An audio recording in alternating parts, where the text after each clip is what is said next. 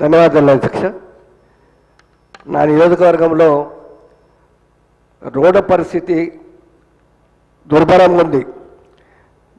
గతంలో ఇప్పుడు మీ అందరూ తెలుసు 2 నెలలు వర్షాలు పడి రోడ్లన్నీ కూడా పాడైపోయినాయి.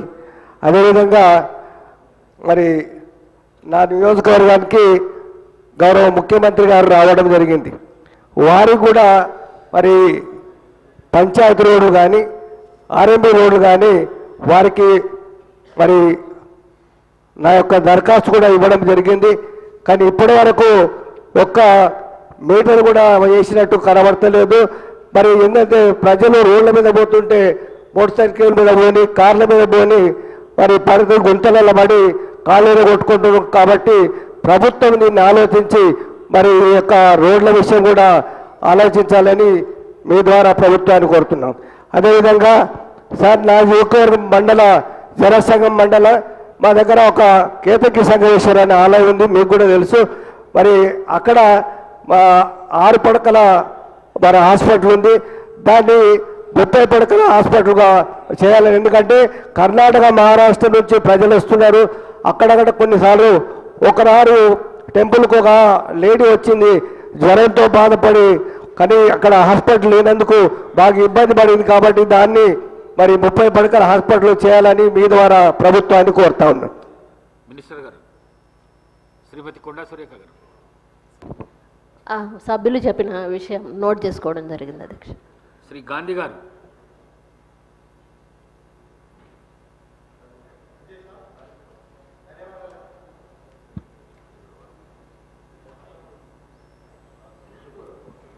అధ్యక్ష ధన్యవాదాలు అధ్యక్ష. శ్రీలింగంపల్లి కాన్స్టిట్యున్సీలో నాలాలు చెరువులు అభివృద్ధి కోసం ముఖ్యమంత్రి గారు నిధులు కేటాయించడం జరిగింది అధ్యక్ష. ఆ పనులు జరగట్లేదు అధ్యక్ష.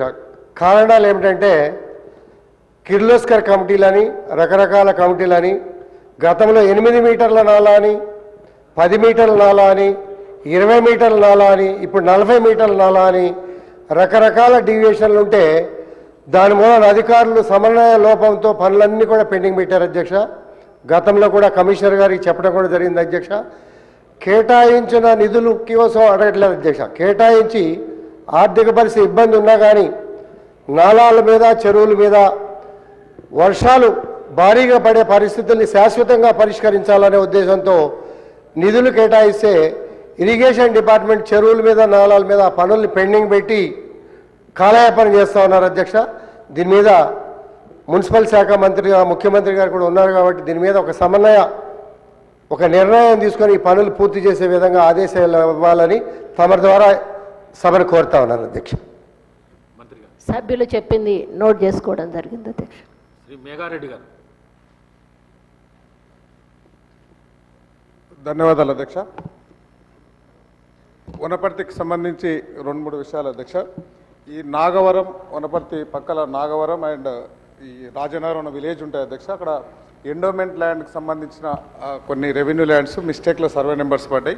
ఎండోమెంట్ కానీ ఆ రెవెన్యూ కానీ జాయింట్ యాక్షన్ మీటింగ్ పెట్టి అదొకటి క్లియర్ చేయాలి అధ్యక్ష. దాంతోపాటు వనపర్తి బైపాస్ రోడ్డుకు సంబంధించిన ఇష్యూ కూడా 2 డిపార్ట్మెంట్ మధ్యలో ఉన్నాయి. దాంతోపాటు కామ్ చెరువు కెనాల్ అని ఒక 600 మీటర్ల ఫారెస్ట్ క్లియరెన్స్ కోసం ఈ 3 ఇష్యూస్ మీద ఇంకొకటి ఆముదాలబండ తాండా ఒకటి ఇందిరా మిల్లకు సంబంధించి పంచాయతీరాజ్ రోడ్లు రెన్యువల్ గురించి నేను చెప్పిన ఈ విషయాలన్నీ ఫారెస్ట్ అండ్ రెవెన్యూ డిపార్ట్మెంట్ ఒక కమిటీ వేసేసి దాని మీద ఒక ఇమ్మీడియట్గా క్లియర్ చేయాలని రిక్వెస్ట్ చేసుకుంటూ, దాంతోపాటు ఈ పెబ్బేరు రెవెన్యూ డివిజన్ కానీ పెబ్బేరు సంతకు సంబంధించిన ఆ ఫైల్ గవర్నమెంట్కి వచ్చింది, అది కూడా తొందరగా క్లియర్ చేయాలని రిక్వెస్ట్ చేసుకుంటూ, దాంతోపాటు వనపర్తి మున్సిపాలిటీకి ఆల్రెడీ గౌరవ సీఎం గారికి మేము రిక్వెస్ట్ చేస్తున్నాం, కొంచెం స్పెషల్ ఫండ్ కింద ఒక 50 కోట్లు దానికి ఇవ్వాలని అది కూడా రిక్వెస్ట్ చేసుకుంటూ, గొల్లపల్లి ఇరిగేషన్ మంత్రి గారికి గొల్లపల్లి రిజర్వాయర్ ఒకటి, దాంతోపాటు బుద్ధారం స్టేజ్ 2 రిజర్వాయర్ ఒకటి, దాంతోపాటు గణప సముద్రానికి సంబంధించిన ల్యాండ్ అక్వేషన్ అమౌంట్ ఒకటి పెండింగ్ ఉంది, ఇవి క్లియర్ చేయాల్సిందా ఇరిగేషన్ మంత్రి గారికి కోరుకుంటూ ధన్యవాదాలు అధ్యక్ష. Thank you.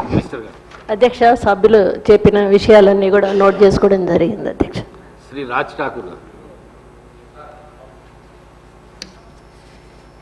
ధన్యవాదాలు అధ్యక్ష. అధ్యక్ష, ప్రధానంగా రాష్ట్ర ముఖ్యమంత్రి గారికి బట్టన్న గారికి మంత్రివర్గ సభ్యులకు ధన్యవాదాలు అధ్యక్ష. రామగుండంలో 1 x 800 పవర్ ప్లాంట్ కడతామని క్యాబినెట్ నిర్ణయం తీసుకోవడం చాలా గొప్ప విషయం యొక్క వారికి ప్రత్యేకంగా ధన్యవాదాలు. అయితే దాన్ని త్వరితగతిగా అక్కడ శంకుస్థాపన చేయడానికి రావాల్సిందిగా వారిని కోరుతా ఉన్నా. అధ్యక్ష, దాంతోపాటు ప్రధానంగా 2 అంశాలు అధ్యక్ష, సమయం ఇవ్వాలి. ముఖ్యంగా మా దగ్గర విశ్వబ్రాహ్మణులు చాలామంది ఉంటారు అధ్యక్ష. విశ్వబ్రాహ్మణుల సమస్య ఇది రాష్ట్ర వ్యాప్తంగా ఉన్న సమస్య. వాళ్ళు 50 సంవత్సరాల వరకు సూక్ష్మంగా పనిచేసేటువంటి ఒక వృత్తి.